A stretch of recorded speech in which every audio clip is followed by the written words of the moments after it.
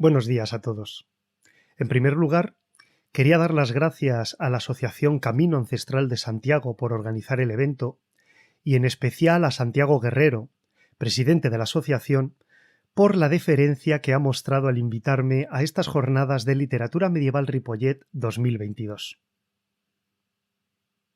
El título de esta conferencia es El Arturo Galés, el origen del mito. Para comenzar, he de ser totalmente sincero con ustedes y decirles que no me ha resultado fácil encontrar una manera de empezar. ¿Por qué? Bueno, pues porque cuando uno empieza a hablar de Arturo, lo más probable es que se piense en Lanzarote y en Ginebra, en Camelot, en la Tabla Redonda, en Perceval y el Santo Grial, y lo cierto es que yo no voy a hablar de nada de eso. Mi conferencia se centra en el origen de la leyenda artúrica, en esas leyendas folclóricas bretonas que el autor Chrétien de Troyes, padre de la literatura artúrica, utilizó para escribir sus romances, las primeras novelas de la Europa medieval. También son esas leyendas que el otro padre de la literatura artúrica, Geoffrey de Monmouth o Godofredo de Monmouth, utilizó, reconvirtió y refusionó en su famosa Historia de los Reyes de Bretaña, que dio a conocer el personaje de Arturo en toda Europa. Lo interesante de esto es que esas leyendas bretonas que dieron pie a la creación artúrica que todos conocemos son citadas en muchos libros de referencia que hablan sobre Arturo, pero escasa vez se habla de ellas de manera específica. Lo más que se puede leer en una edición en castellano de cualquier libro que hable sobre el origen literario de Arturo es sobre dos crónicas medievales escritas en Inglaterra durante los años que son conocidos como Edad Oscura. Una edad oscura, por cierto, que es llamada así por la falta de material escrito sobre ella, no por ninguna otra causa. Bueno, estas dos obras son crónicas escritas en latín, tituladas una Historia Britonum y la otra Annales Cambriae, que pueden fecharse en torno a los siglos IX y X aproximadamente. Ambas hablan sobre las 12 batallas que Arturo luchó contra los anglosajones. De entre todas ellas, destaca sobre todo la batalla del Monte Badon, en la que el Historia afirma que Arturo mató de un solo golpe a 900 enemigos, mientras que los Annales indican que Arturo llevó en esta batalla una imagen de la Virgen en su escudo, gracias a lo cual la batalla fue vencida.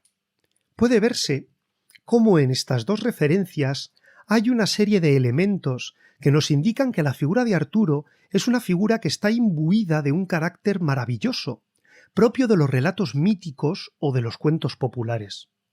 La primera de ellas es el reflejo de un héroe céltico. Los celtas, que disfrutaban enormemente de la hipérbole, otorgan a sus héroes cualidades prodigiosas. Esta cualidad es la que permite a Arturo derribar a nada menos que 900 enemigos en una sola carga, un acto que desde luego es propio de un héroe. El escudo mariano que otorga la victoria, que aparece en los Annales, está más bien imbuido de un carácter cristiano y parece un trasunto de la visión de la cruz que Constantino tuvo antes de la batalla de Puente Milvio, aunque en este caso es Arturo el protagonista. Hay otro elemento importante que puede destacarse. En estas dos primeras fuentes, cuando se habla de Arturo, se dice que es un guerrero, un miles o soldado. No existe todavía en estos textos una concepción de Arturo como rey. Esa concepción la creará Godofredo de Monmouth un par de siglos después de estas obras, con el objetivo de darle más importancia al personaje. Cuando a mí me empezó a interesar el tema artúrico, en mis tiempos universitarios, no caí mucho en la cuenta de este asunto sobre las fuentes originales de Arturo. Cuando leía los prólogos de las novelas de Chrétien de Troyes, publicadas en español en la Alianza Editorial, en ellas se solía comentar habitualmente que Chrétien se basó en las leyendas bretonas para componer sus romances, igual que hizo otra precursora del tema artúrico, como fue la poeta María de Francia. Y a ver, yo leía esto y me parecía bien, pensaba, bueno, pues leyendas. Pero en especial me llamó la atención un libro muy famoso para los que nos interesa la materia artúrica, escrito por Carlos Alvar y titulado Historia del rey Arturo y de los nobles y errantes caballeros de la tabla redonda. Probablemente ustedes lo conozcan. Es un título magnífico, sin duda. En este libro, el profesor Alvar trata todo el mito artúrico medieval creado a partir de las obras de Monmouth y de Chrétien de Troyes, que es el mito artúrico que conocemos todos. En el libro se hace referencia al origen del mito hablando de la historia y de los annales, pero poco más. Y claro, llega un momento en el que a uno le pica la curiosidad y se empieza a preguntar cómo es posible que a partir de dos referencias concretas en unas crónicas medievales latinas o en los anales medievales se creara todo un elenco de personajes que luego son los que aparecen en las obras artúricas. Un elenco de personajes que es tan completo, tan complejo, que en palabras del propio Carlos Alvar otorgan a la mitología artúrica medieval la misma complejidad y el mismo fondo que la mitología griega, tanto en temas como en personajes, en sucesos, criaturas, lugares. Pues todo esto tiene que surgir de alguna parte más.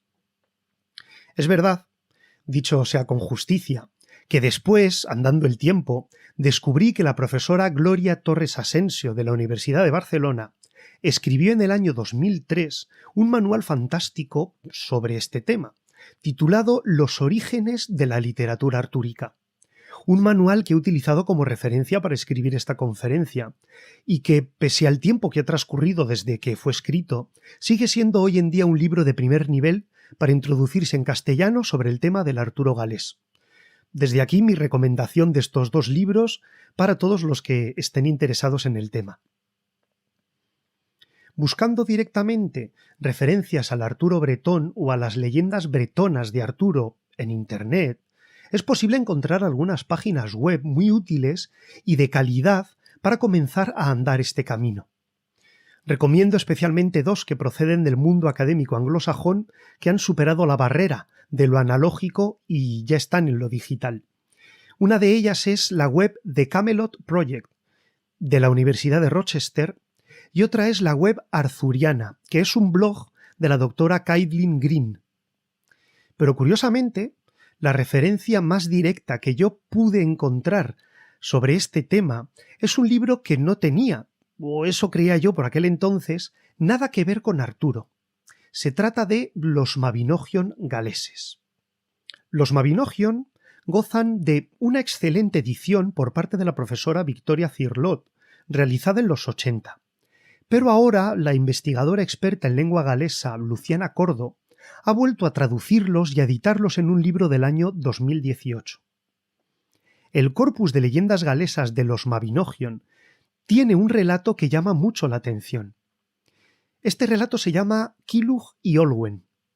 En él aparecen como protagonistas Arturo y toda su corte de guerreros, dotados de poderes verdaderamente extraordinarios.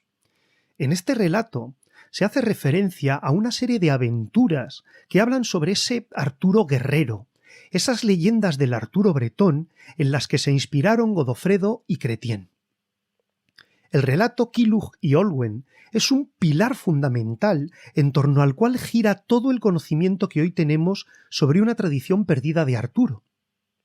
Esa tradición en la que Chrétien y Godofredo se basaron y que formaba un fondo de folclore muy potente que existía en la cultura bretona probablemente desde el siglo VII. Este folclore caló en las versiones cultas de la historiografía medieval, y así podemos leer los ejemplos algo fantásticos de Arturo en el Historia Britonum y en los Annales Cambriae. Pero hay mucho más. Un poeta anónimo, el que escribió el Kilhugh, a través de esta obra realizó un alarde de conocimientos y de sabiduría al juntar muchos episodios, relatos, tramas, personajes que a nosotros hoy nos suenan como una forma de maravilla, como un secreto misterio por ser referencias veladas que no podemos llegar a comprender del todo, pero que a los oyentes de entonces, porque estas obras fueron compuestas para ser escuchadas, no para leerlas como hacemos nosotros, pues entendían perfectamente. Si sus oyentes entendían las muchísimas referencias que hace el autor anónimo del Kilugh a numerosos eventos y personajes de los que nosotros apenas tenemos datos, quiere decir que toda esa tradición era un pozo cultural que las gentes que escucharon al autor en el país de Gales en la Edad Media sí entendían. Esas son las tradiciones que se tratan de rescatar a través del concepto de el Arturo galés. ¿Y por qué galés?, se preguntarán ustedes. Bueno, la realidad es que se denomina Arturo galés porque todas las fuentes que fueron escritas y que hoy podemos leer fueron compuestas principalmente en Gales y en idioma galés. Eso no quiere decir que Gales sea la patria de la leyenda artúrica, no.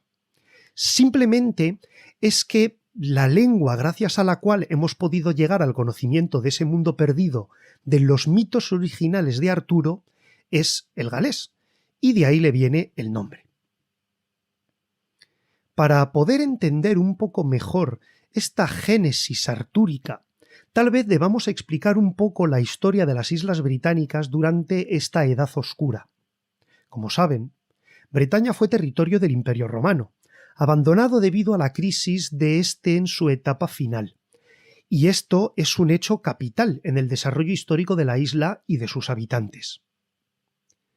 Uno de los últimos episodios en los que las Islas Británicas tuvieron un papel en la historia romana fue cuando a principios del siglo V el gobernador británico Constantino fue proclamado emperador por el ejército de Bretaña y llevó a cabo una campaña que fracasó rotundamente en la Galia continental. Las operaciones militares del ejército de Britania en el continente permitieron que en la península de Armórica se asentaran una serie de tropas bretonas, o quién sabe si en realidad eran colonos bretones con sus familias y sus animales, que van a dar origen al territorio de la Pequeña Bretaña, denominado así en comparación con la Gran Bretaña de los bretones insulares. Gran Bretaña, después de esta fracasada expedición de Constantino, quedó a su propio albedrío.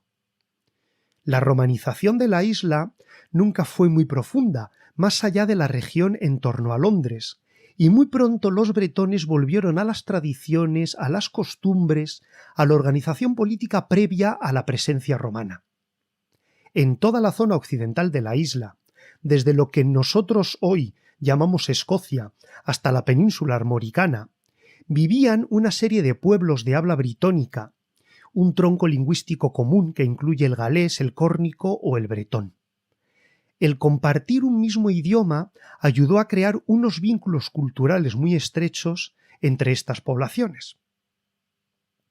Con la llegada de los pueblos germánicos a partir del siglo V, se fue formando un proceso complejo en la isla, por el que el territorio occidental quedaba bajo el control de estos bretones de lengua britónica, mientras que el territorio oriental poco a poco iba cayendo a merced de estos invasores que fueron creando los reinos de los anglos y de los sajones.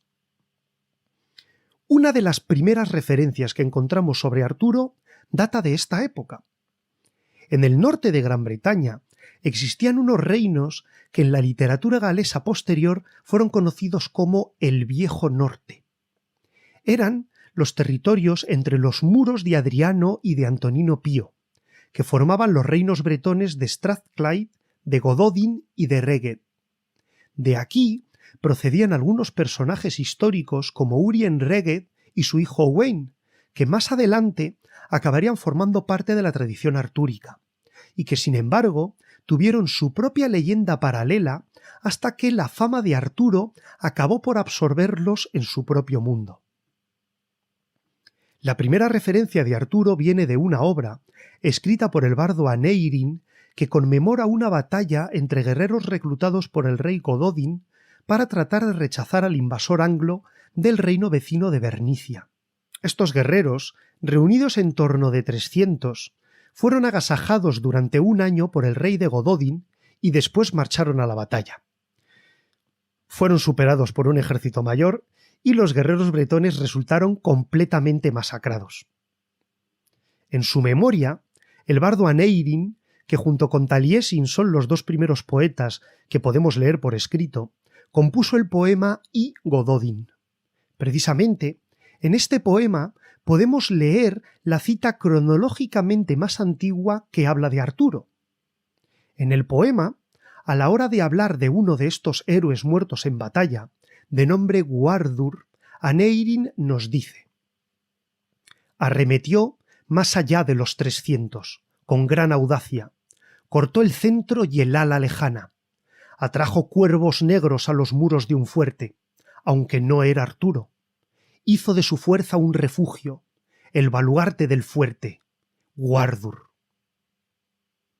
Esta primera mención de Arturo data nada menos que del siglo VII, si es que el poema se compuso poco después de que tuviera lugar la batalla, o del siglo IX si hay que confiar en las referencias lingüísticas y en los datos bibliográficos que permiten fechar el documento.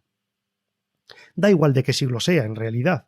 Lo que está claro es que esta referencia a Arturo nos dice que en la fecha en que se compusiera el poema, que en todos casos es anterior a la historia y a los annales, Arturo ya era un guerrero lo suficientemente conocido como para que su referencia fuera incluida en un poema para ser utilizado como comparación con un gran héroe, con este guerrero Guardur. Los reinos del Viejo Norte finalmente sucumbieron a la presión de las invasiones de los escotos por el norte y de los anglos por el sur, con lo que el pueblo bretón quedó circunscrito después de esto a el país de Gales, Cornualles y la pequeña Bretaña francesa. Precisamente van a ser los galeses, a partir del siglo IX aproximadamente, los que van a comenzar a desarrollar una especie de movimiento nacionalista temprano, con una tradición literaria que trataba de recuperar los mitos y las tradiciones de toda Gran Bretaña, considerándose a sí mismos los últimos representantes libres de los bretones isleños, enfrentados ante el avance continuo e inexorable de los reinos anglosajones del resto de la isla. Es en la labor literaria y poética compuesta por los bardos galeses donde podemos encontrar la mayoría de las fuentes que hacen referencia a Arturo. Para definir a este Arturo galés, no quiero utilizar mis propias palabras, sino que voy a utilizar las palabras de la investigadora Neri Ann Jones, autora de uno de los últimos libros publicados sobre las fuentes primarias de la leyenda artúrica galesa, titulado Arthur in Early Welsh Poetry, del año 2019. Dice Neri Ann Jones: aunque estas fuentes fueron mayormente y con seguridad composiciones orales creadas para ser comunicadas oralmente, y fueron probablemente transmitidas oralmente durante un tiempo antes de ser puestas por escrito, no es muy probable que se trataran de trabajos populares. Más bien, eran muy probablemente producciones aristocráticas y literarias compuestas por audiencias cortesanas por los más prestigiosos y altamente educados poetas de su tiempo. Estas fuentes representan a Arturo en una variedad de roles, como un gran líder de ejércitos, un guerrero con poderes extraordinarios, un matador de criaturas mágicas, un rescatador de prisioneros del otro mundo, un poeta y el sujeto de profecías. Testifican también la posibilidad de cuentos perdidos sobre él, su padre Uthir, su hijo Lahau, su esposa Wengibar y uno de sus compañeros, Kai, y lo asocian con una amplia variedad de figuras, tanto históricas como legendarias. También arrojan luz sobre la posibilidad de que personajes como Mordred, en galés Medraud, y Erec, en galés Geraint, fueran considerados en la tradición galesa como figuras heroicas y fueran el objeto de historias por derecho propio. El aspecto mítico o mágico del personaje de Arturo, como podemos ver en el texto de esta profesora, ha sido analizado en los últimos años principalmente por dos autores: el profesor Oliver Paddell, de la Universidad de Cambridge, y la doctora Caitlin Green, que escribe bajo el seudónimo de Thomas Green. Según su interpretación, las fuentes galesas representan la figura original de Arturo, una figura completamente imaginaria detrás de una leyenda popular. Sin embargo, en algún momento de la evolución de la tradición artúrica, Arturo quedó dividido entre su carácter como personaje histórico propio de las crónicas en latín y su aspecto legendario propio de la tradición oral y la poesía en lengua galesa. Estos autores han prestado especial atención a los paralelos existentes entre Arturo y sus guerreros y la figura del héroe irlandés Fionn mac Cumaill, quien de forma parecida dirige un selecto grupo de guerreros famoso en defensa de su tierra y que posee frecuentes interacciones con encantamientos y seres sobrenaturales. Su conclusión es que tanto Arturo como Fionn son el mismo tipo de personaje mitológico, un superhombre protector de su pueblo frente a los peligros que lo amenazan, tanto imaginarios como reales. Todas las fuentes primarias sobre Arturo escritas en galés medieval han sido conservadas en 3 compilaciones, conocidas como el Libro Negro de Carmarthen, escrito en el siglo XIII, el Libro de Aneirin, de finales del siglo XIII, y el Libro de Taliesin, de principios del siglo XIV. Los poemas que guardan son, en muchos casos, bastante anteriores en el tiempo a los libros que los conservan, y están fechados entre los siglos IX y XI. El número de textos es amplio, pero no inabarcable. Voy a hacer un breve listado de los más importantes en orden de antigüedad. El primero serían las Estrofas de las tumbas, un anónimo del siglo IX. Se trata de un conjunto de poemas que recuerdan el lugar de enterramiento de diferentes héroes bretones, entre los que se encuentran varios personajes artúricos. Entre los héroes citados están las estrofas de Walhmey y Beduir, conocidos como Galván y Bors en el romance francés, además de hacerse mención de la masacre de la batalla de Camlan. La estrofa número 44 habla sobre la maravilla de la tumba de Arturo, que es imposible de encontrar, lo que parece ser una referencia temprana a la tradición que habla del regreso futuro de Arturo. Preideu Anubin, o el botín del otro mundo, es un anónimo en torno al siglo X. El poema ha sido atribuido al bardo Taliesin y tiene una traducción complicada por el gran número de referencias veladas y de conceptos poco claros que incluye. El protagonista parece ser el propio Taliesin, que narra los sucesos de una desastrosa expedición dirigida por Arturo al otro mundo para robar un caldero mágico y sacar de su prisión a un personaje llamado Gwair, del que solo sabemos prácticamente el nombre. El canto de muerte de Uthir Pen es otro poema compuesto por Taliesin que también puede fecharse en torno al siglo X. Aquí, el protagonista parece ser el propio Uthir, que habla de sus hazañas desde la tumba.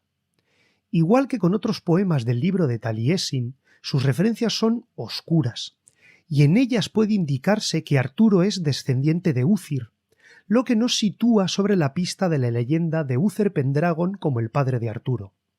En esta obra, sin embargo, Uthir aparece como un mago o un bardo, un papel que parece confirmarse por otras tradiciones. Pa-Gur, o ¿Quién es el portero?, es un poema anónimo de en torno al siglo X. Junto con el Kilugh y Olwen, es uno de los pilares para comprender la tradición artúrica original. Arturo y sus guerreros llegan a una corte de la que un personaje conocido de la tradición galesa, Glewlwyd, es el portero. Para poder entrar, Arturo debe describir las hazañas de los hombres que le acompañan. En el cruce de preguntas entre el portero y Arturo, se recogen muchas referencias a distintas aventuras protagonizadas por Arturo y sus guerreros, indicando los méritos de cada uno de ellos en la lucha contra diferentes enemigos y animales de carácter sobrenatural. Por fin llegamos al relato que tanto hemos contado antes, Kilugh y Olwen. Este célebre cuento medieval es el relato más completo que nos ha llegado sobre el Arturo galés. Está datado en torno al siglo XII. El relato recoge algunos temas típicos del folclore universal: la madrastra celosa, las pruebas de enamorados, los animales sabios. La historia cuenta que el joven Kilugh se enamora perdidamente de la doncella Olwen hija del gigante Ispadaden-Pencaur. El gigante propone a Kilug una serie de tareas imposibles que el joven solo va a poder cumplir con la ayuda de Arturo, que resulta ser su tío, y de todos sus guerreros. Esta trama está planteada por el narrador para encajar en ella multitud de relatos que debieron existir de manera independiente. El núcleo principal de la acción reside en la caza del fabuloso jabalí Turg Truith, de quien deben obtener un tesoro que guarda entre las orejas. Varias de las aventuras tienen que ver con la recluta de perros de caza o de cazadores que son imprescindibles para la tarea, además de otras relacionadas con la muerte de gigantes y de brujas, o con la obtención de objetos mágicos. Cuando todas las tareas son concluidas, Kilug y los guerreros de Arturo viajan a la corte de Ispadaden, dan muerte al gigante y finalmente Kilug puede desposar a Olwen. Otro poema es el diálogo entre Melwas y Gwenybar. Este poema fragmentario nos ofrece una visión en primera persona de la aventura del rapto de la reina Gwenybar. Aunque procede de manuscritos bajo-medievales, su composición está fechada en torno al siglo XII. En él se desarrolla una fiesta en la que la reina entabla una conversación burlona con Melwas, que es su raptor. El personaje, de procedencia incierta, trata de defenderse presumiendo de sus capacidades y ofreciéndose a combatir con Kai para demostrarlo. Todo este trasfondo se relaciona directamente con el mito del rapto y del rescate de Ginebra, un tema que todos conocen y que alcanzó gran popularidad en los textos posteriores. Fuera de estas composiciones poéticas, encontramos también otras referencias. Son las conocidas tríadas galesas, conservadas en varias compilaciones, y también las referencias que hacen sobre Arturo y alguna de sus leyendas los relatos hagiográficos de distintos santos bretones escritos a partir del siglo XI. Arturo aparece en varias vidas de santos, relatos escritos entre los siglos XI al XIII. En todos ellos, Arturo aparece presentado como un héroe opuesto al santo cuya vida se narra. Tras distintos episodios en los que Arturo se muestra hostil, es derrotado o bien termina por reconocer la autoridad del santo. Entre todos estos relatos, el más importante es la vida de San Gildas, escrita entre 1120 y 1130. San Gildas interviene en el conflicto entre Arturo y un hermano del santo, Hwël. Entre Hwël y Arturo aparece pues un problema debido al carácter levantisco de este Hwël, un relato que aparece también en el Kilug y Olwen.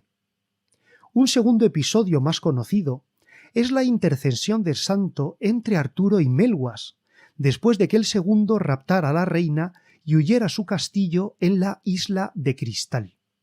Arturo organiza un gran ejército, pero la mediación del santo pone fin al conflicto. El diálogo entre Arturo y el águila es un poema anónimo fechado aproximadamente igual que la vida de los santos, en torno al siglo XII. Tiene un marcado carácter religioso, aunque presenta rasgos propios de la tradición celta pagana. El contexto del poema encaja dentro de los relatos de vidas de santos, en los que Arturo aparece como un rey pagano que va a acabar convirtiéndose. En este caso, Arturo habla con un águila que resulta ser la reencarnación de su sobrino Eliulad, que es hijo de Madog y nieto de Úcir. Arturo también hace una referencia a que él es un bardo, motivo que aparece reflejado en las tríadas de la isla de Bretaña.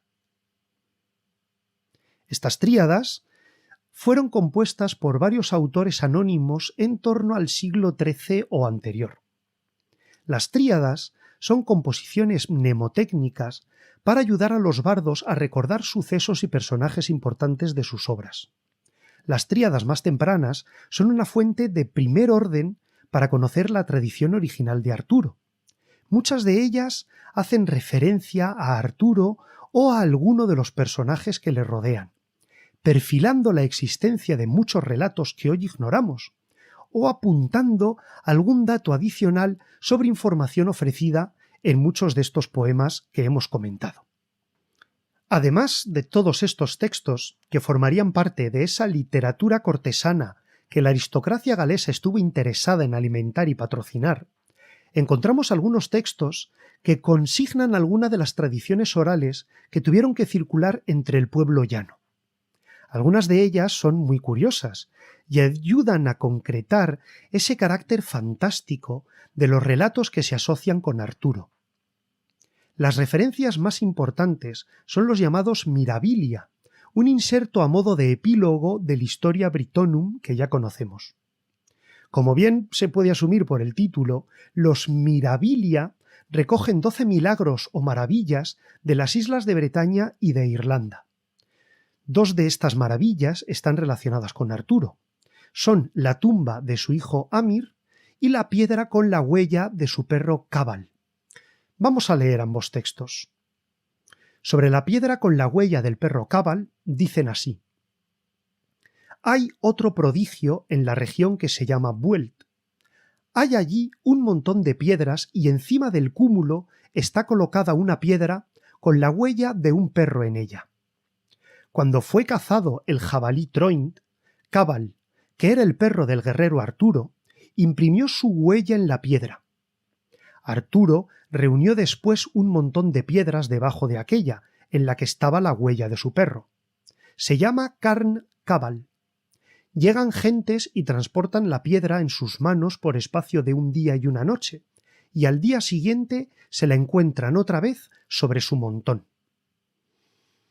Esta cacería que se comenta del jabalí llamado Troint debió ser una aventura muy famosa, porque es este jabalí Turg Truith que aparece desarrollada en el Cilwch y Olwen, que fue escrita 3 siglos después. De esta cacería vamos a hablar más adelante. Sobre el segundo de los prodigios de los Mirabilia, podemos leer lo siguiente. Hay otro milagro en la región que se llama Erthing. Existe una tumba junto a un manantial que es llamado Licat Amir, y el nombre del héroe que está enterrado en el túmulo, se deduce, es llamado Amir. Era el hijo de Arturo el Guerrero, y él mismo lo mató en ese mismo lugar y le enterró. Y los hombres vienen a medir la longitud del túmulo.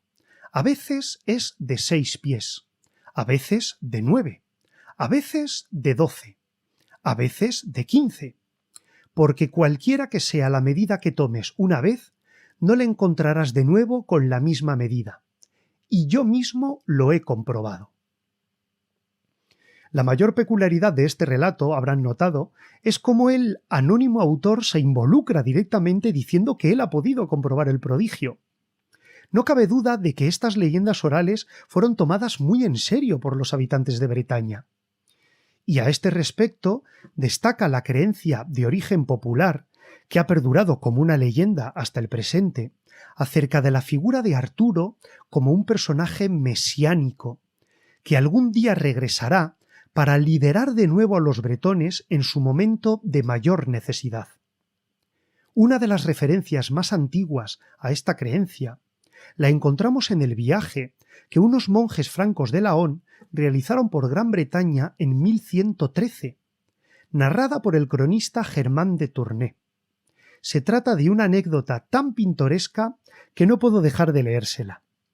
Dice así: desde allí llegamos a la provincia que se llama Danabexeria, donde nos mostraron la silla y el horno de aquel famoso rey Arturo, según las fábulas de los britanos, y decían que aquella misma era la patria de Arturo. Bueno, la región de Danabexeria corresponde a un territorio de Devon y Cornualles aproximadamente. La silla y el horno de Arturo que citan corresponden con toda probabilidad a monumentos megalíticos, tan abundantes en las islas británicas. Muchos de estos hitos del paisaje, fabulosos que no eran comprendidos en su época, fueron relacionados con pueblos del pasado o con seres sobrenaturales, y en este caso con el rey Arturo. Más adelante en el texto, la comitiva de los monjes francos fue guiada a Zabodmin, una parroquia de Cornualles, donde fueron recibidos por un sacerdote bretón de nombre Algardo. Aquí tuvo lugar un incidente peliagudo que es el meollo del texto. Les leo. Allí, un hombre que tenía una mano seca permanecía vigilante cerca del féretro para recibir la curación. Pero, así como los bretones suelen discutir con los francos por el rey Arturo, este hombre empezó a reñir con uno de nuestros criados llamado Jaganelo, diciendo que Arturo aún vivía. Tras organizarse por ello un tumulto no pequeño, muchos irrumpen en la iglesia con armas, y si el mencionado clérigo Algardo no se les hubiese opuesto, se habría llegado casi a la efusión de sangre. Esta leyenda sobre la desaparición y el desconocido paradero de Arturo también fue recogida en la poesía cortesana. Así, en las estrofas de las tumbas, que ya hemos comentado, la estrofa número 44 afirma lo siguiente: una tumba para Marg, una tumba para Wizur, una tumba para Gugaun espada roja. La maravilla del mundo, una tumba para Arturo. La tumba de Arturo es la maravilla del mundo porque no existe o porque no puede ser encontrada, lo que confirma la creencia de que Arturo no ha muerto en realidad. Esta creencia ha sido transmitida por fuentes contemporáneas, como el caso de la crónica de Rebus Gestis Anglorum de Guillermo de Malmesbury, que afirmaba que la tumba de Arturo no se veía por ninguna parte y que las antiguas fábulas de los bretones contaban que aún estaban por venir. Como vemos por el incidente de los monjes francos, las fábulas desde luego no eran un tema para tomárselas a broma en esta Gran Bretaña del siglo XII. De hecho, la creencia acerca del regreso de Arturo perduró a lo largo de los siglos y leyendas sobre su paradero y su regreso también pueden encontrarse fuera de Gales, en Cornualles y en Armórica. Pero una de las más curiosas que fue recogida está nada menos que en el Don Quijote y fue escrita por Miguel de Cervantes. Esta referencia tan curiosa dice así: «No han vuestras mercedes leído», respondió Don Quijote, «los anales e historias de Ingalaterra, donde se tratan las famosas fazañas del rey Arturo, que continuamente en nuestro romance castellano llamamos el rey Artús, de quien es tradición antigua y común en todo aquel reino de la Gran Bretaña, que este rey no murió, sino que por arte de encantamiento se convirtió en cuervo, y que andando los tiempos ha de volver a reinar y a cobrar su reino y cetro, y a cuya causa no se probará que desde aquel tiempo a éste haya ningún inglés muerto cuervo alguno». Desde luego, uno no puede dejar de asombrarse cómo Cervantes en el siglo XVI pudo conocer esta leyenda. Pero los estudios de folclore británicos del siglo XIX confirman que la leyenda seguía viva en Cornualles hace ya siglo y medio, y puede que incluso en la actualidad se siga contando. Si no, piensen en los famosos cuervos de la Torre de Londres y tal vez ahora los vean de otra manera, ¿verdad?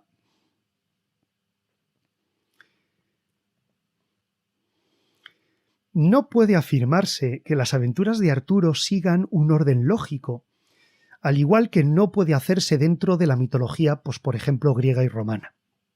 Bien es cierto que los acontecimientos ocurridos en un relato concreto pueden ponerse en relación con otros relatos para establecer algo así como una línea temporal. Pero los relatos mitológicos rara vez son verdaderamente amigos de la precisión histórica y de la cronología lineal que muchas veces a los investigadores y a los lectores contemporáneos pues nos gustaría. Es posible que muchos de los mitos artúricos galeses formaran parte más bien de una piscina cultural, como afirma el investigador Oliver Paddell, de la cual los cuentistas, los bardos, los narradores galeses sacaran temas y recursos con los que vestir a Arturo de protagonista.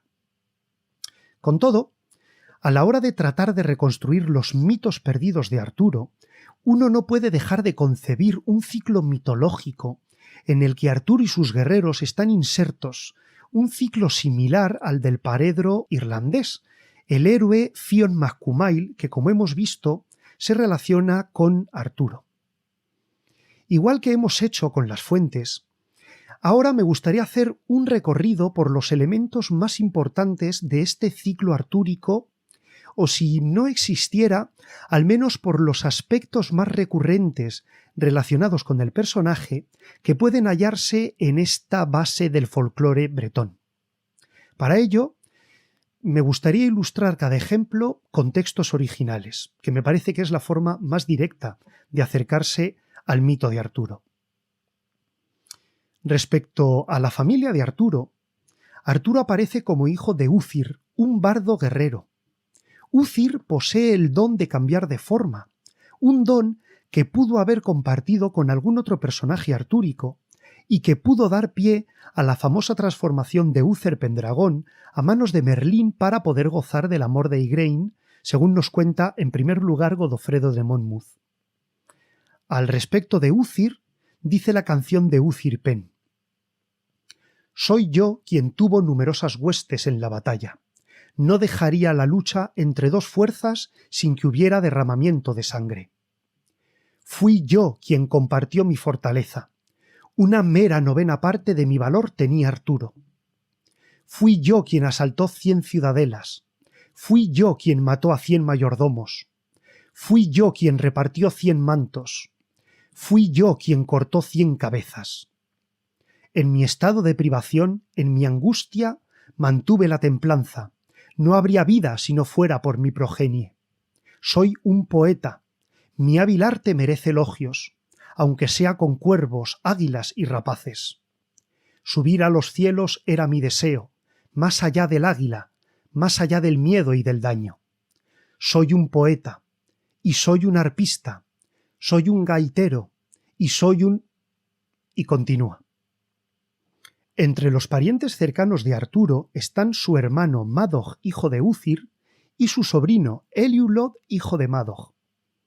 En la conversación entre Arturo y su sobrino metamorfoseado en águila, podemos leer lo siguiente. Me pregunto, dado que soy un poeta, sentado frente a un roble de hermosa copa, ¿por qué me mira el águila fijamente? ¿Por qué ríe? Arturo del feroz golpe de espada, tus enemigos no resisten tu ataque. Yo soy el hijo de Madog, hijo de Úcir. Oh águila, no conozco cuál es tu linaje, que frecuentas el boscoso valle de Cornualles. El hijo de Madog, hijo de Úcir, no vive. Arturo, cuya lengua es espléndida, oso de guerreros. Eliulad fui llamado anteriormente. Oh, águila de mirada intachable, con el poder de tu discurso no hay falta. ¿Puedes ser tú, Eliulad, mi sobrino? Oh Arturo, valiente en combate, que dejas una hilera de enemigos caídos, es excelente reclamar el parentesco por ti. Existen otras referencias fugaces a una hermana de Arturo, cuyo hijo es Walhmey, de otro hermano de Arturo por parte de madre, Gormand, hijo de Ricca, aunque Ricca es tío de Arturo, así como otros tíos paternos y maternos, cuyo rastreo en los textos es difícil y cuya identidad resulta poco clara. La esposa de Arturo es Wenhíbar. Sobre este personaje se ha escrito mucho, ya que lo más destacado de él es la imprecisión con la que está representado en las fuentes, pese a la importancia que revisten algunos de los episodios relacionados con ella, especialmente el rapto. Lo primero que destaca sobre el personaje es su nombre, aparentemente impronunciable para quienes hablamos castellano y no conocemos el galés.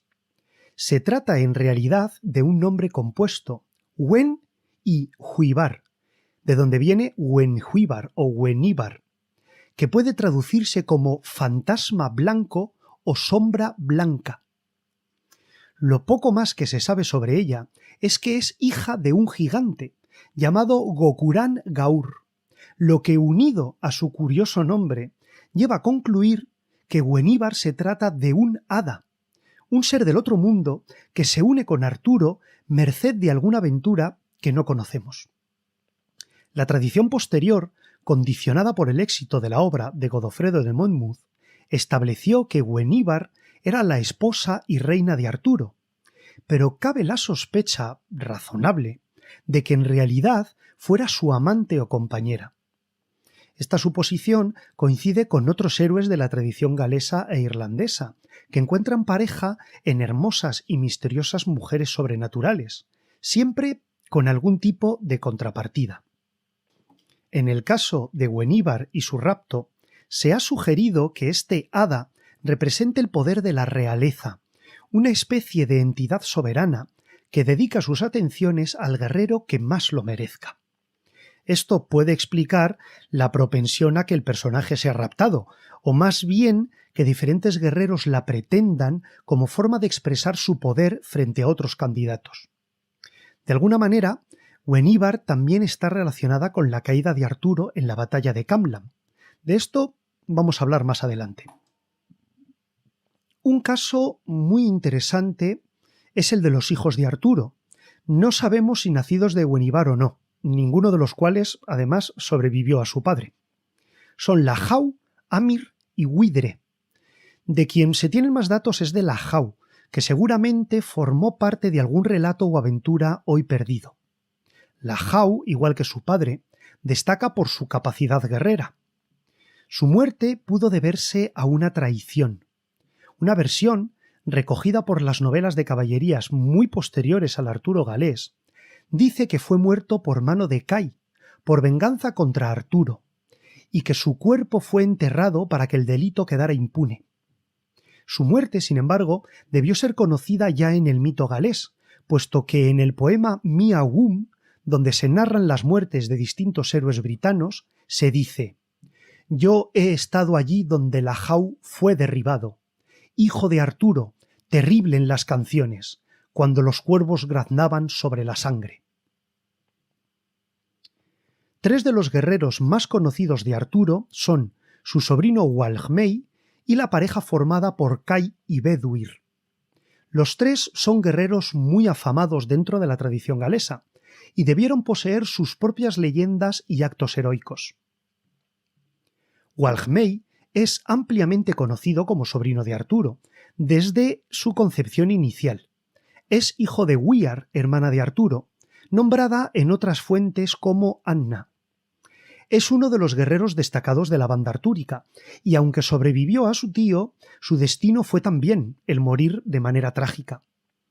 Cuenta el cronista Guillermo de Malmesbury que el sobrino de Arturo fue expulsado de su reino por los sajones, momento en que se unió a su tío en la lucha contra el invasor. Finalmente, fue muerto y enterrado cerca del mar, en una tumba que medía nada menos que 14 pies de longitud, unos 4 metros.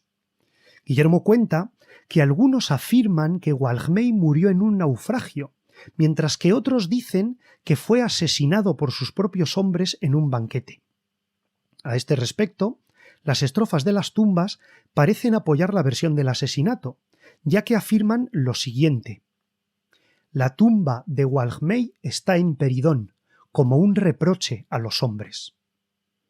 Dado que las estrofas de las tumbas han sido datadas en torno al siglo X, es posible que la versión de su asesinato sea la versión inicial, o al menos la más antigua que se conserva. Es reseñable el tamaño de la tumba, parecida al tamaño de la cambiante tumba de Amir, que podía tener 12 o 15 pies.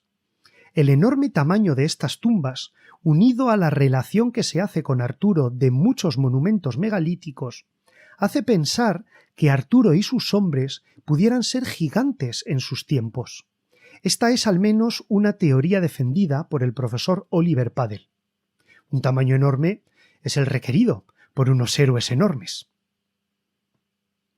Cai y Beduir son dos compañeros inseparables, un Asterix y Obelix del ciclo artúrico, por así decir. Ambos son excelentes luchadores, las manos derecha e izquierda de Arturo, aunque Cai parece prevalecer sobre su compañero, que actúa siempre como comparsa. Sobre Cai, por boca de su padre, en el relato del Kilug nos dicen que su corazón estará siempre frío y no habrá calidez en sus manos. Otra particularidad tendrá: si es mi hijo, será tenaz. Otra particularidad tendrá: cuando lleve una carga, sea grande o pequeña, no podrá ser vista ni por delante ni por detrás. Otra particularidad tendrá: nadie resistirá agua o fuego tan bien como él.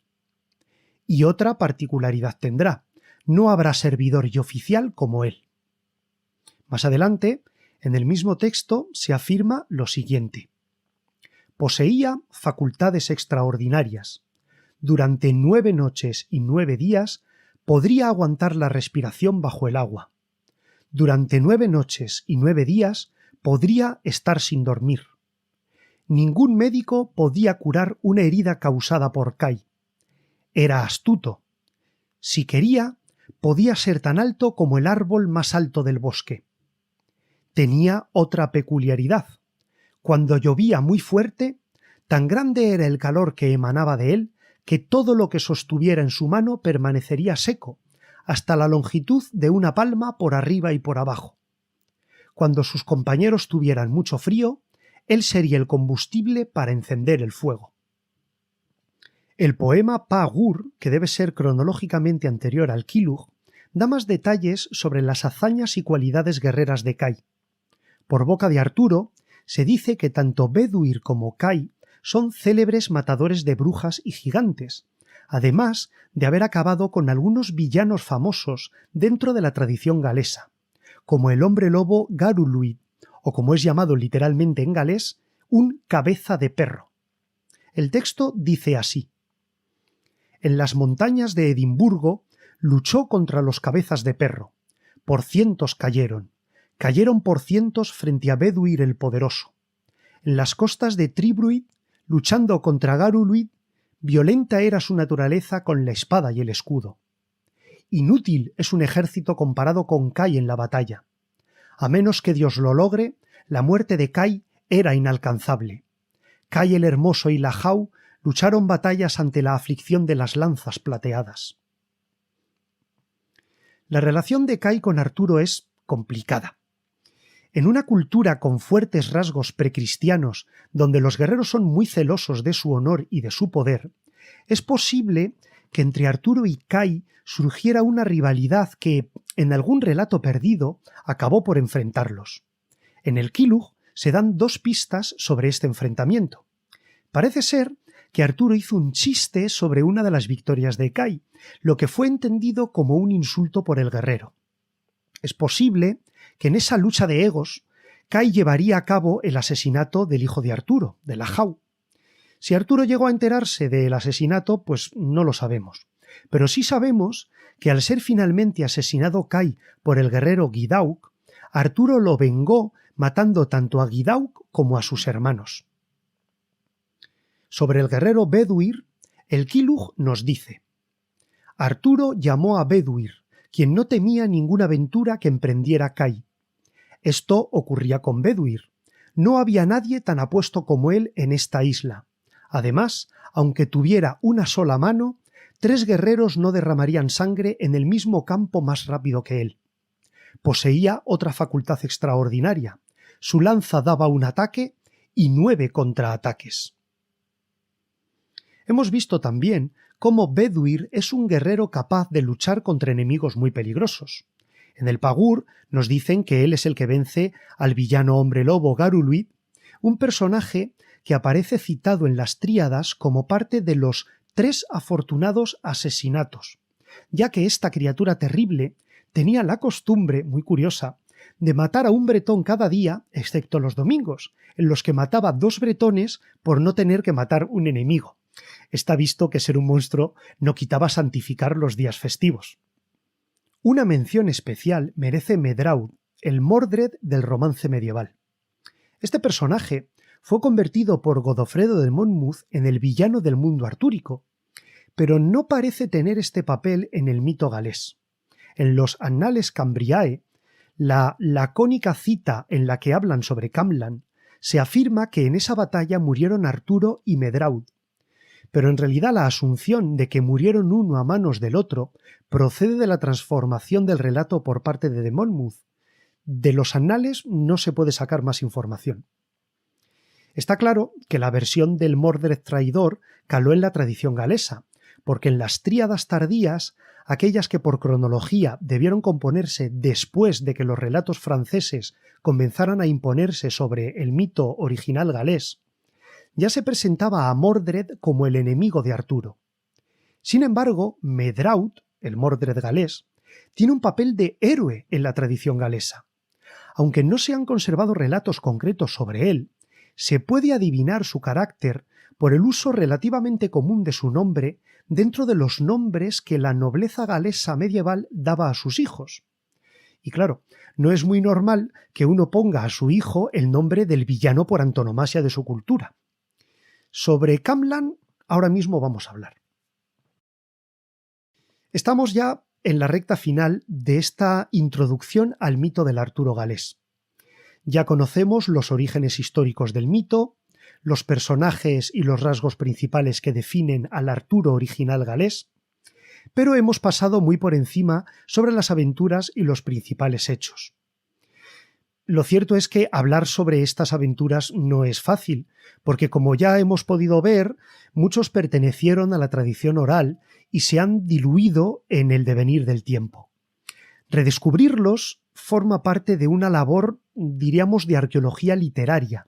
Consiste en excavar los textos, catalogar los estratos narrativos y sacar conclusiones sobre los relatos que alguna vez fueron. Toda esta tarea valdría por sí sola una conferencia. Afortunadamente, algunos de ellos fueron tan populares y fueron transmitidos con tanta frecuencia que llegaron más o menos alterados hasta los autores que pusieron las obras por escrito. Estos relatos son finitos y yo aquí me quiero centrar en tres: la caza del jabalí Turgtruith, el rapto de Guenivar y la gran batalla de Camlan, en la que presuntamente Arturo pereció. Comenzaremos por la caza del jabalí Turgtruith o el jabalí Troint. La captura de este monstruo es el mito más antiguo que se conserva sobre Arturo. Recordarán que se hablaba de él en los Mirabilia del Historia Britonum, que son de en torno al siglo IX.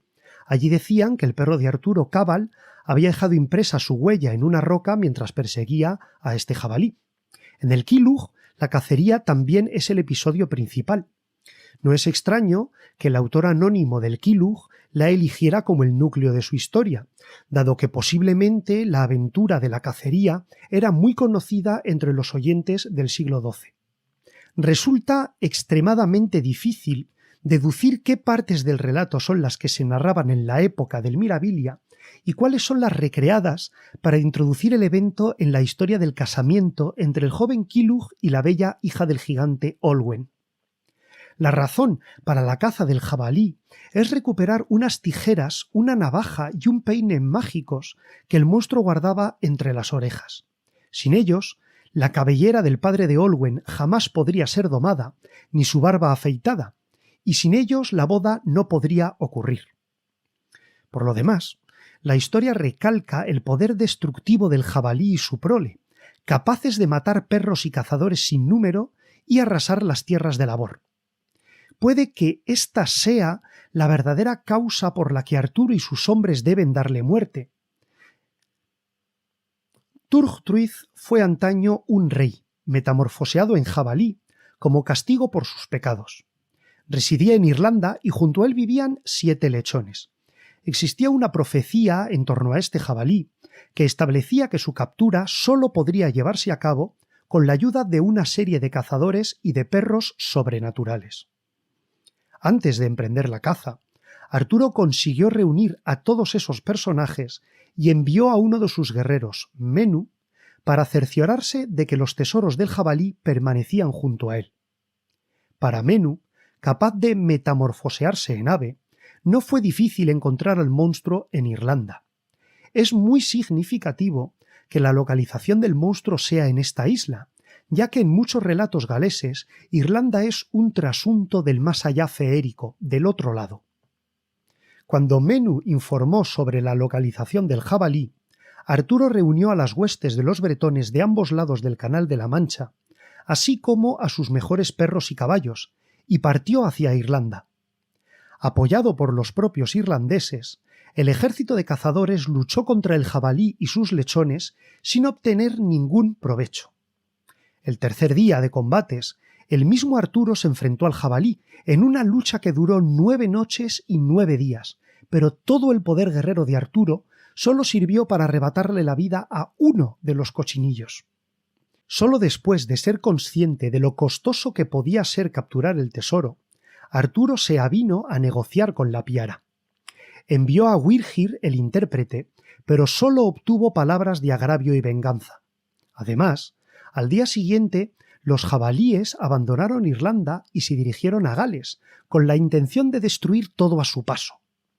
Esta destrucción estaba siendo causada por 6 de los jabatos supervivientes, mientras que el paradero del gran jabalí era desconocido por todos. Arturo y sus huestes tendieron una emboscada en el valle del río Nevern, pero la piara pudo romper el cerco, matando en el proceso a varios campeones de Arturo, entre los que se encontraba Gwyde, hijo de Arturo. Desgraciadamente, esta es la primera y la única vez que oímos hablar de este hijo. Los bretones acosaron a la piara hasta la desembocadura del río Tiwi, donde perdieron su rastro.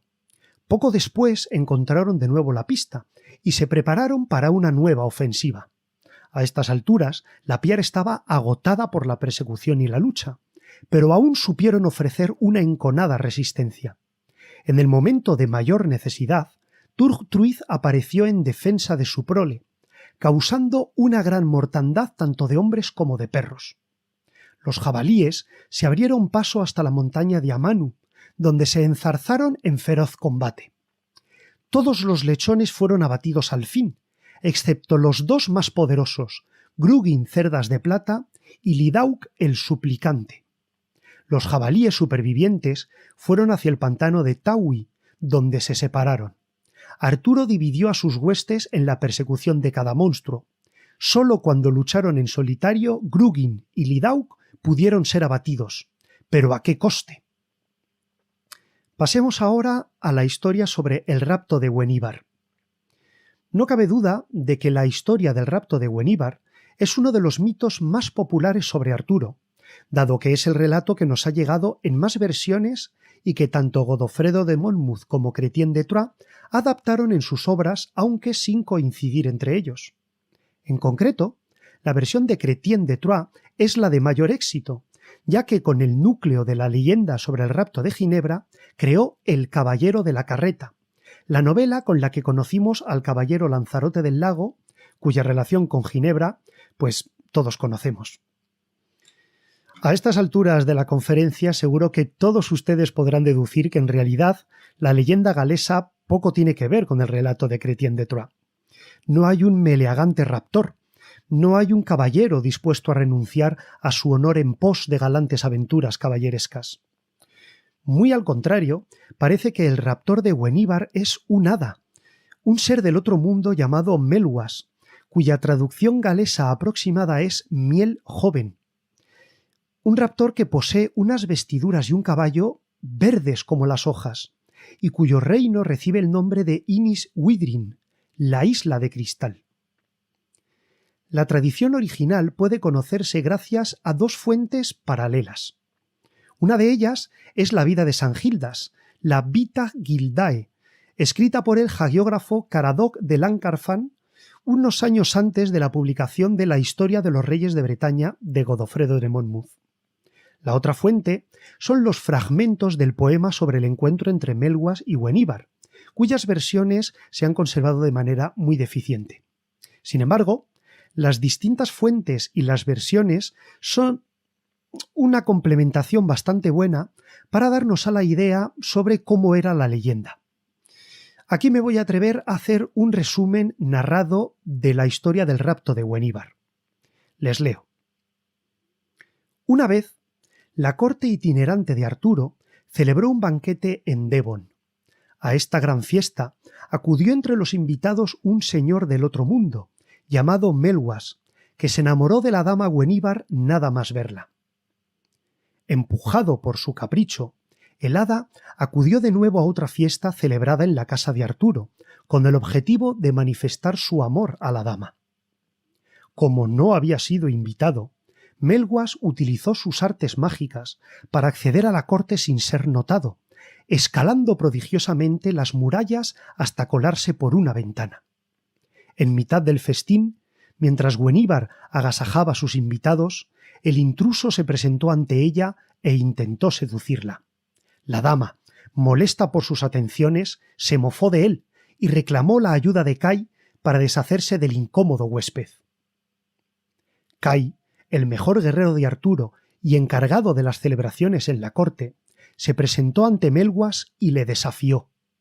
Se inició entonces un combate del que Melwas resultó vencedor gracias a sus habilidades sobrenaturales, siendo capaz de raptar a la dama pese a encontrarse rodeado por todos los guerreros de Arturo. Protegido por sus artes mágicas, Melwas huyó escondiéndose en el bosque, donde Arturo y sus hombres perdieron su rastro.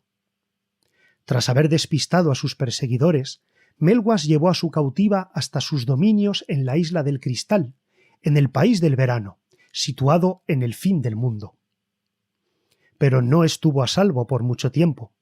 Arturo y sus guerreros, después de remover cielo y tierra en pos del Felón, descubrieron el paradero de Gweníbar, llegaron hasta el reino de Melwas y pusieron sitio a su fortaleza.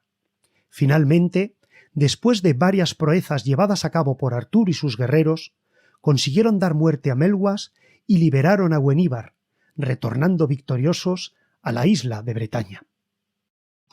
Nos acercamos a la última de las leyendas, la batalla de Camlann. Desafortunadamente, no ha quedado ninguna leyenda galesa sobre la batalla. La historia de Camlann solo ha llegado completa en el relato de Godofredo de Monmouth, con una fuerza narrativa tan grande que se convirtió automáticamente en una parte canónica de la biografía del Arturo posterior, el Arturo Rey. Su sinopsis es conocida por todos. Mientras Arturo se encontraba lejos, Mordred se hace con el trono casándose en adulterio con Ginebra. Arturo regresa precipitadamente y en una dramática batalla final, los ejércitos bretones son diezmados, Mordred muere y Arturo es transportado a la isla de Avalón para ser curado de sus heridas.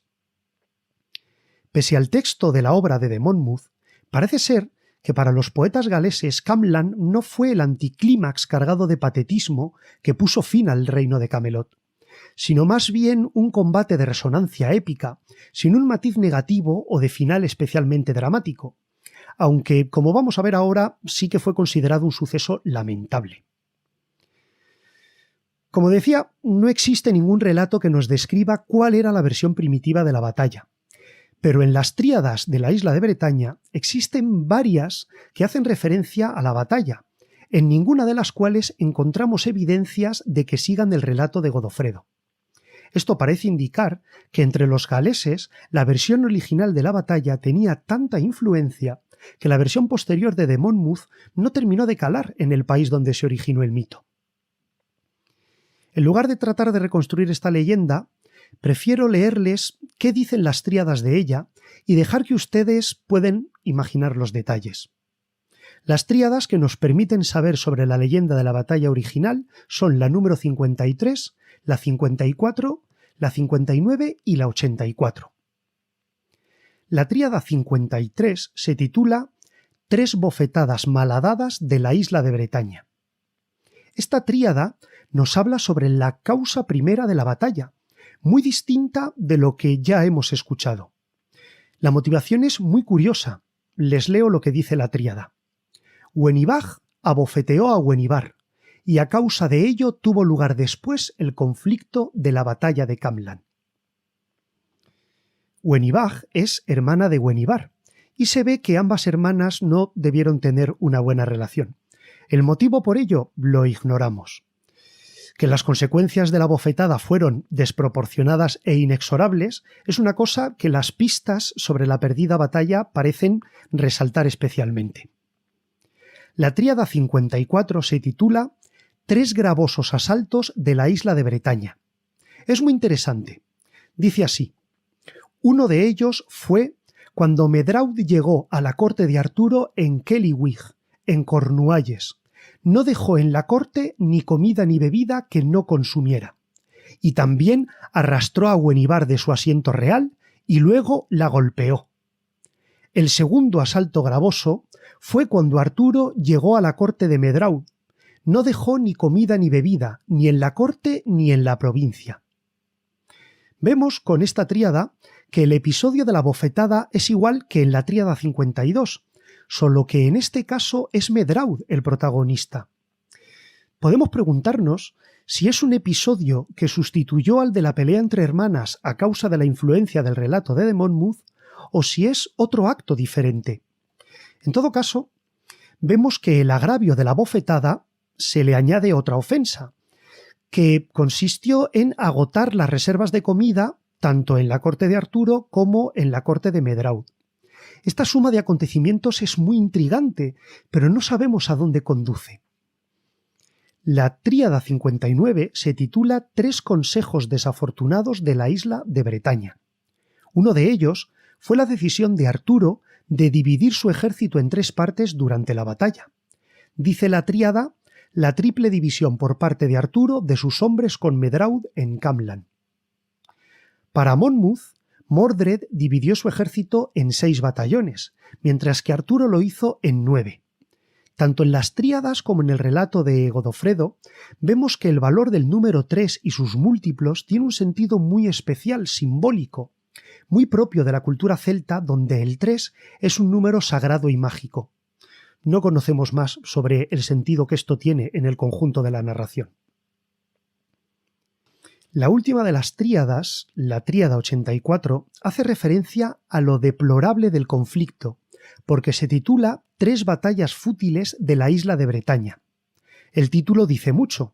Si pensamos en la causa primera, que es la bofetada entre las hermanas, nos podemos hacer una idea del porqué de ese sentimiento hacia la batalla. La tríada que habla de las batallas dice lo siguiente. Y la tercera fue la peor. Fue la de Camlan, que se produjo por la disputa de Wenivar con Wenibaj. Por eso esas batallas se llamaron fútiles, porque fueron provocadas por causas tan estériles como esas. Creo que la explicación de esta tríada lo dice todo. Poco más hay que podamos saber y poco más hay que añadir. Que al final la batalla de Camlan significó la muerte de Medraud y de Arturo es algo afirmado en los Annales Cambriae del siglo IX, recordarán. Sin embargo, frente a esta afirmación está el folclore que evidencia el hecho de que ya en la Edad Media se creía que Arturo no había muerto, de lo cual ya hemos hablado. Sin embargo, no me resisto a terminar esta ponencia sin hablar sobre el supuesto destino de Arturo después de su muerte. Para esto me remito a un capítulo del libro Arthuriana, escrito por Thomas Green y editado por The Linden Press en el año 2009. El capítulo se titula But Arthur's Grave is Nowhere Seen y recoge las diferentes versiones que hablan sobre el paradero de Arturo mientras espera a regresar en ayuda de los bretones. El paradero artúrico por antonomasia, que todo aficionado a la leyenda artúrica conoce, es la isla de Avalon. La primera referencia a este lugar es de Geoffrey de Monmouth, que todos conocemos ya. En la Edad Media hubo diferentes tentativas para localizar esta isla de Avalon. Los monjes de Glastonbury en Inglaterra desenterraron la supuesta tumba de Arturo en la abadía, declarando que aquel lugar era Avalon. En el siglo XIII, el autor del romance artúrico Florian y Floret ubicó Avalon en la isla de Sicilia, mientras que otros autores quisieron ver la ubicación de Avalon en Chipre o en la India. Otro de los lugares donde se presume que aguarda Arturo es un reino subterráneo. Esta tradición enlaza con las creencias celtas en el mundo subterráneo del Side, las colinas huecas en las que habitaban las cortes feéricas de la mitología irlandesa. Las referencias más antiguas a esta creencia pertenecen a dos autores coetáneos de finales del siglo XII, y numerosas leyendas a este respecto pueden encontrarse en el folclore moderno de Gales, en Inglaterra y en Escocia.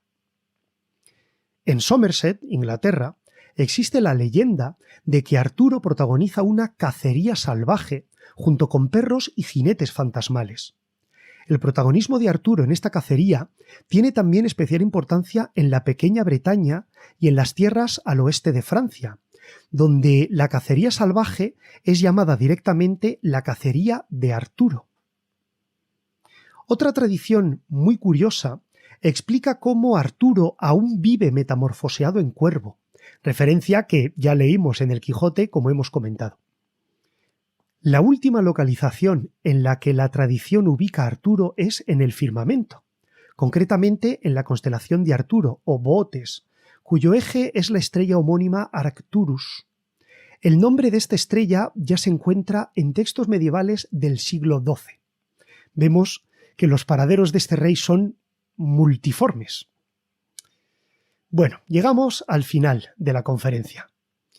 Como conclusión y resumen de todo lo que hemos visto, podemos ver cómo la leyenda del mito artúrico tuvo sus orígenes en una rica tradición oral desarrollada en toda Gran Bretaña y transmitida a través de las obras escritas en galés medieval entre los siglos VII y XII.